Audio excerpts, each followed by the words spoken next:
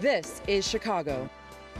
At the dawn of the 21st century, Chicago's media was dominated by a handful of major corporations. But a resistance movement arose to free Chicago's media from their clutches. One player in this movement is the Chicago Independent Media Center and its TV show, Chicago Independent Television.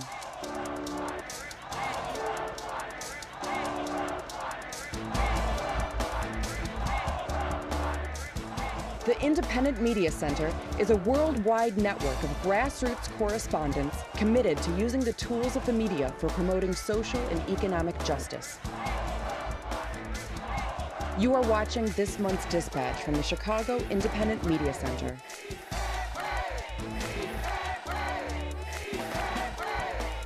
Welcome to Chicago Independent Television, a collection of progressive video reports by grassroots media workers produced free from corporate or commercial support or influence.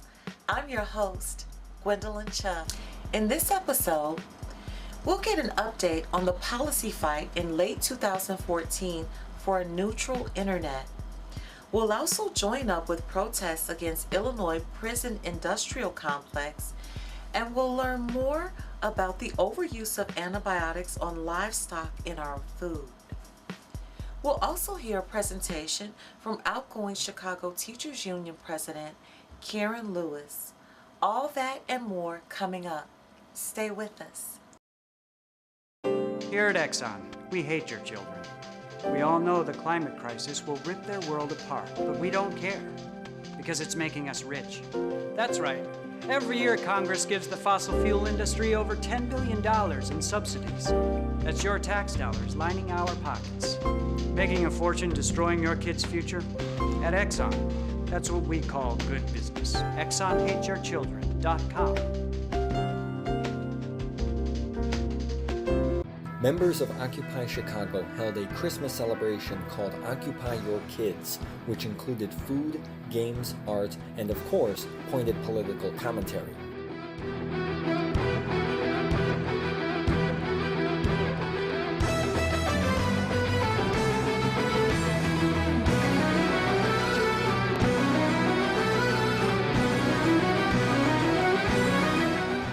Welcome back to Chicago Independent Television.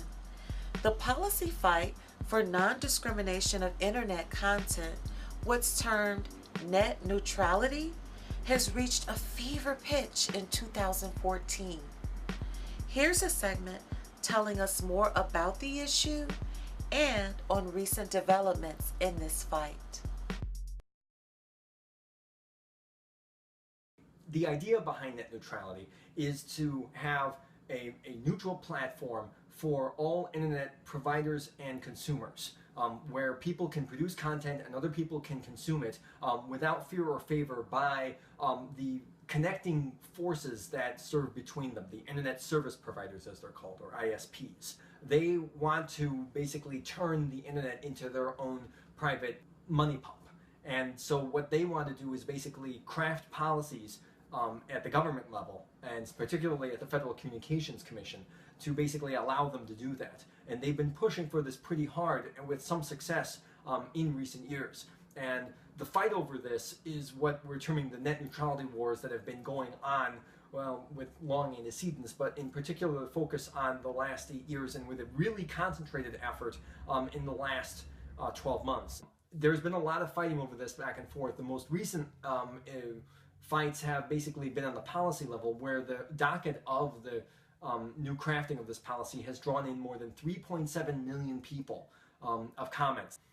And so a lot of people have been commenting on this, and the overwhelming majority of those have been calling for this gets where it gets technical, but basically for a policy to basically enshrine the internet as a free and open medium. To use a little bit of technical verbiage, that means that we're basically reclassifying the internet into a Title II telecommunications service. What that means is that the internet is basically to be seen as a common carriage provision, where internet service providers are to basically serve as the connecting glue between consumers and producers, and are not to basically play favorites or to extract onerous fees for their own benefit or to block anything that they don't like. So that's what people have been pushing for. The Federal Communications Commission, in late October, early November 2014, word had leaked that the FCC was planning to basically create what was called as a hybrid policy, where they were basically going to turn half of the internet, the kind of backbone internet, basically turn that into common carriage, and basically turn the front-facing, as it's termed, internet. That would basically be allowed for in the kind of cowboy free reign, corporations can do whatever they want realm. And this actually irked everyone on both sides of the debate, not only the public interest realm, who were afraid that this was going to lead to a slippery slope where the corporations were basically going to run roughshod across the entire internet, but also the corporations were upset because they wanted it all and they were not getting it from this plan. So the compromise actually wound up satisfying absolutely no one. In the wake of this, just days after the word of this was leaked, activists and community groups in cities across the United States had organized rallies in city after city, including here in Chicago. This is in response to the recent media leak of the FCC's most recent rendition for net neutrality laws, which we feel doesn't properly address true net neutrality issues. So we're here to support reclassification of the internet as a telecommunications provider. Days after that, and in the wake of the 2014 elections, the midterm elections, where the Democrats were basically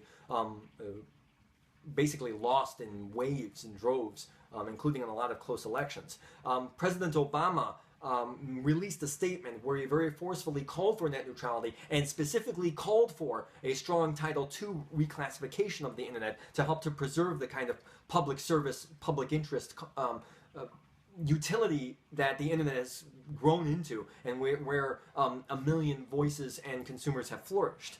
To put these protections in place, I'm asking the FCC to reclassify internet service under Title II of a law known as the Telecommunications Act.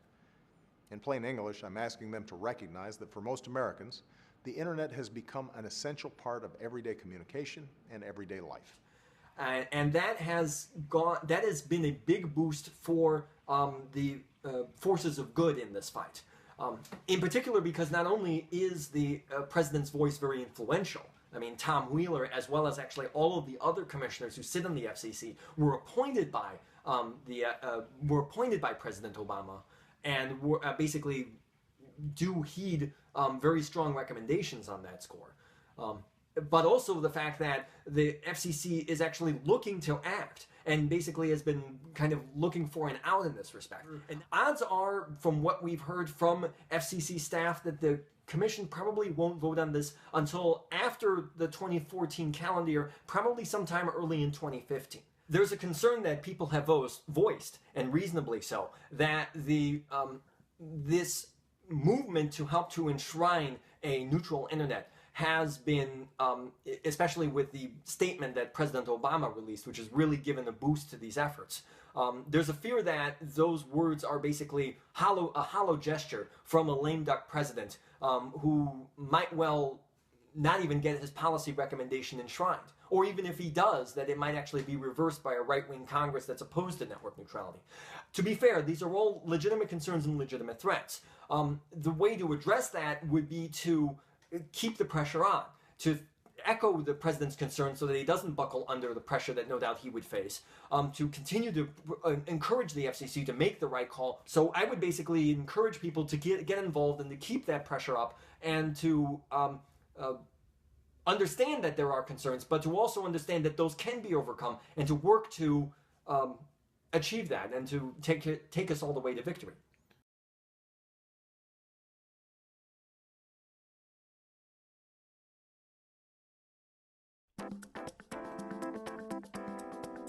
This is Jill Stein. You're watching Chicago Independent Television. Chicago Independent Television presents Profiles in Cowardice with Chicago Mayor Rahm Emanuel.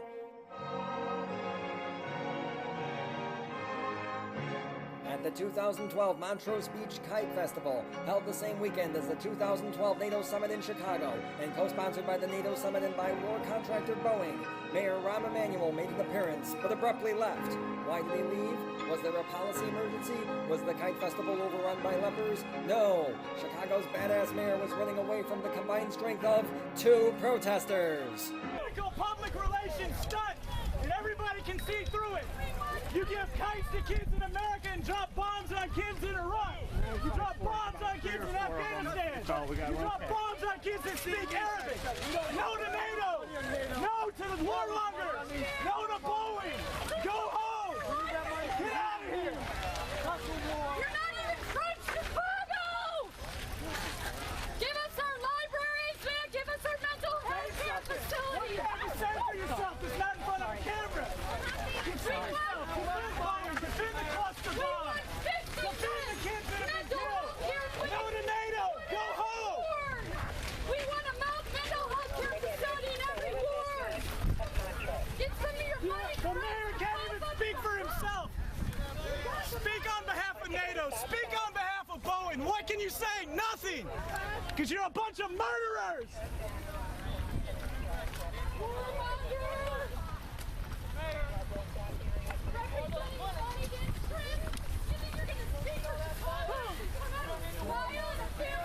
Go home, warmonger.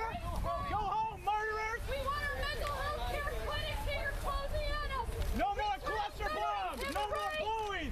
No more hypocritical public relations stuff.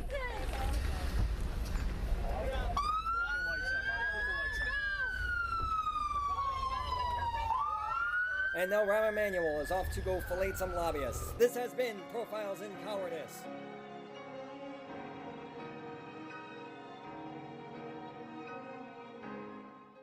Welcome back to Chicago Independent Television. The prison population in Chicago has escalated in recent decades. We'll learn more about the situation and grassroots efforts to combat it in this segment. We don't want a prison nation. He was surrendering. He was begging for his life, asking them not to shoot him, had his hands in there, and they still shot and killed him. And right to this day, I still haven't got any answers. No one has contacted me. I have reached out to Chief Bennett. I have protested to the 11th District. Still, no one is giving me any answers on why. I want that officer that shot and killed my baby. I want him indicted. I want justice, sir, for my baby. Justice for Rashad! Justice for Rashad! Justice for Rashad! There's not enough room on this stage to hold all of the victims that have been victimized by these senseless tirades and killings in our communities. My name is Amara Enya, and they told me they didn't want to do a political speech, but I told them this isn't about politics. Our lives are on the line. We have a Mike Brown in Chicago almost every single day. Is that not right? Yes. We need to vote. We need to act constantly and persistently. Whose city is it? Whose city is it? This sign says, stop police brutality in Korean. Mass incarceration has nothing to do with crimes. It has to do with slave labor. Because these officers need to be held accountable for what they do. This was a beginning today, and from here we go forward. This has to be the beginning of the end of mass incarceration. We don't want a prison nation. Stop mass incarceration. I'm Glenn Greenwald, and you're watching Chicago Independent Television. Welcome back to Chicago Independent Television. Scientists have sounded the alarm on the overuse of antibiotics in the livestock, which could spawn antibiotic-resistant super germs. We'll learn more in this segment. My name is Jessica Fuy, and I'm the Midwest organizer for Food and Water Watch. We're really excited about the Chicago City Council passing a resolution urging Congress to pass PAMTA and PARA, bills that would limit the use and abuse of antibiotics on factory farms.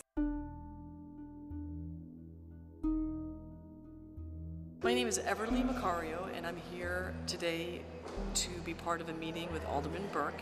And the purpose of this meeting was to show support for two acts that would eliminate the misuse of antibiotics in factory farms. And what that means is that currently factory farms use subtherapeutic levels of antibiotics to assure that the food animals that they raise grow faster and bigger, and that they can keep the animals in crowded areas.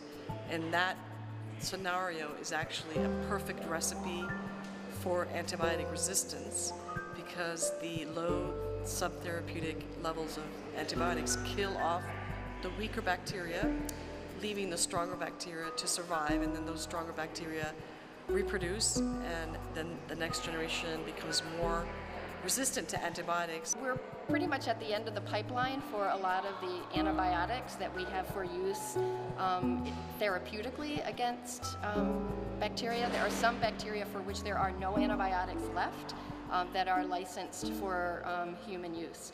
And so one of the things that we do at the MRSA Research Center is to actually develop new drugs, novel drugs with novel targets for MRSA. And as we do that, we hope that as there are more restrictions, we can preserve the new antibiotics that we develop and bring down the pipeline. What the Preservation of Antibiotics for the Medical Treatment Act does is it eliminates use of 8 classes of antibiotics that are essential for human medicine to no longer be used for economic reasons in food animal production. Those are growth promotion and feed efficiency. Animals that are sick will remain allowed to be treated by antibiotics and by illness. It'd be inhumane not to, but it preserves the antibiotics that are most critical for human medicine to only be used to treat human illnesses.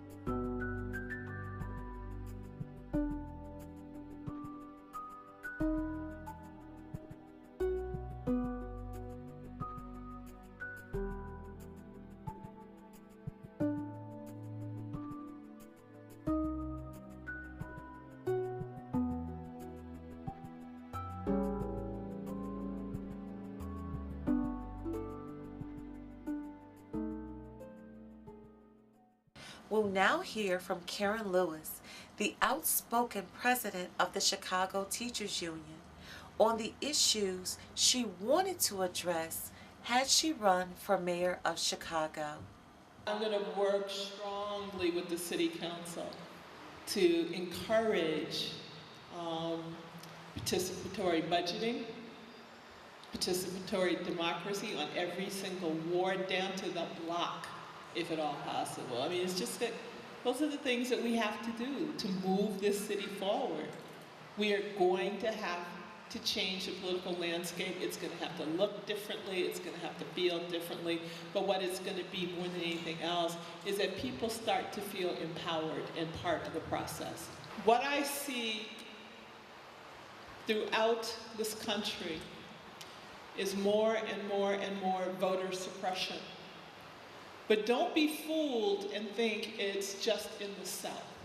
It's everywhere. It's here too.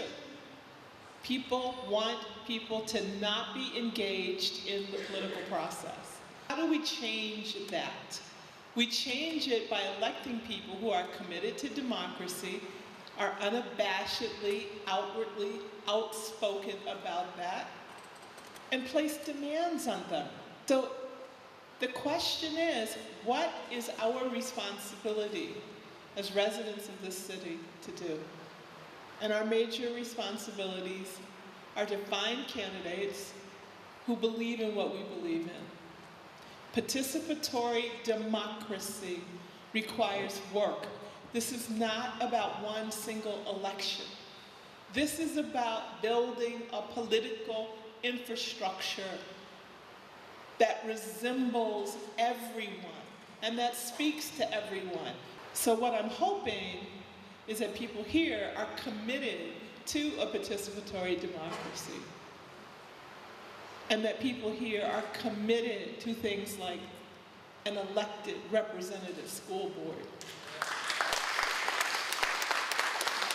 And this is about changing the political infrastructure. And if you're down for that, I think that you're someone who would vote for someone like me if I would choose to run.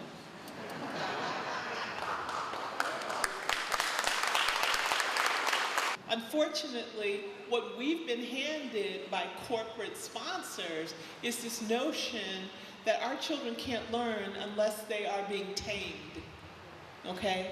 Unless they have been put in an invisible straitjacket, unless they are quiet and compliant.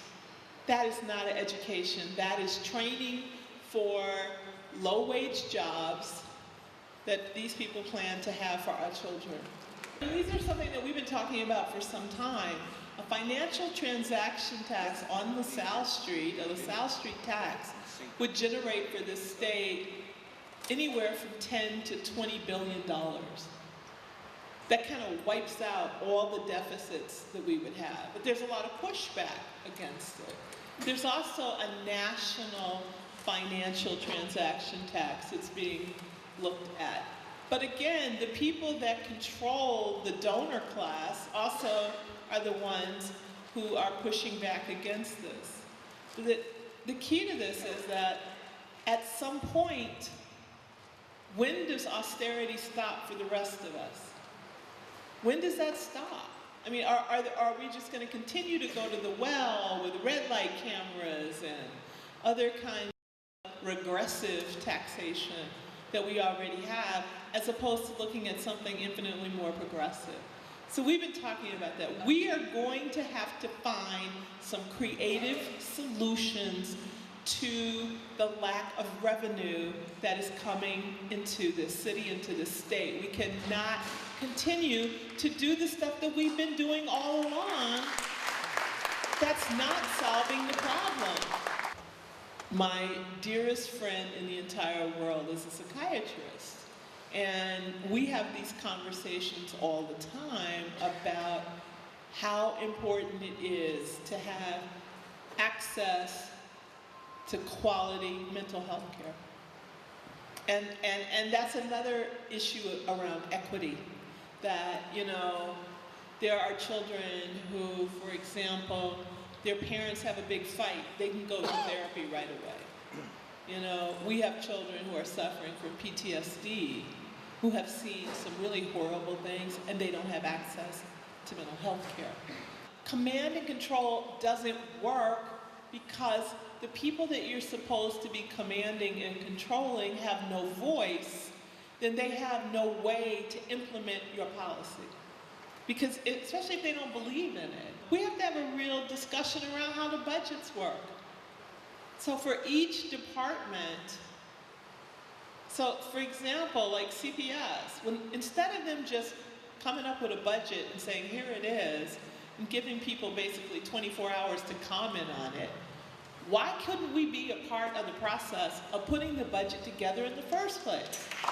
First of all, young people need something to do, period. They need something to do.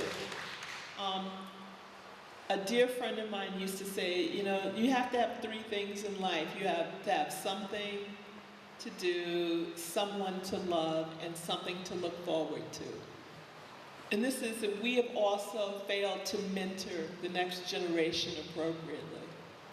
You know, I hear about mentoring, but mentoring cannot just be haphazard. You're lucky to get a mentor, you know. These are the kinds of things that we have to seriously consider. Again, how do we decide what our priorities are? I appreciate what you're saying, but access to the trades are extremely important for our youth. We have a police force that is highly demoralized, okay? So I know people don't like to say, oh, more cops. That is not a solution. Hiring more cops gives us the opportunity to do several things. Number one, when our statistics and when our city was the safest, we had the strongest community policing program going. So look at the statistics. That's when we had the least amount of uproar. I am for establishing relationships between the police department our community organizations, where youth and police talk to each other, have conversations, build respect. This is about also developing relationships. So please, do not put me in the same category, because I've said we need to hire more police because we need rested police officers too. Understand that's my issue. Not just putting folks on the street to like be a wave, because that's not how crime gets solved. It's not. The problem is what we've got right now are people who fetishize technology. No camera came down off of a pole and stopped an altercation. No camera will ever do that. The whole purpose of TIFs was designed to help blighted communities, right? It was designed, but we've gotten to the point now where the only place we're seeing TIFs used are in places that probably don't need them. But now we've got people who have gotten used to the fact that this is what they're going to have access to. So I think that when the community responds to these kinds of projects, then things get changed. But things don't get changed if all the deals are made behind closed doors before the discussion's ever had. What I will say to you is that I'm more interested in addition than I am in subtraction. So to me, addition means bringing more people to the problem, bringing more ideas to the problem, and having creative ways of solving them. That you can't do by just saying, okay, I'm gonna take your money from here and give it over there, right? Because if people are like, you know, that's, I don't know, what do they say? That's socialism, that's communism, that's something, whatever ism they're into this week. So the issue becomes, how do we provide incentives for people to want to do the right thing, is what this comes down to. How do we make the space positive for those things to happen? And it happens from addition, again, not subtraction. Hi, I'm Vermin Supreme, and whenever I'm watching some sort of moving images on a screen, it's indie media for sure.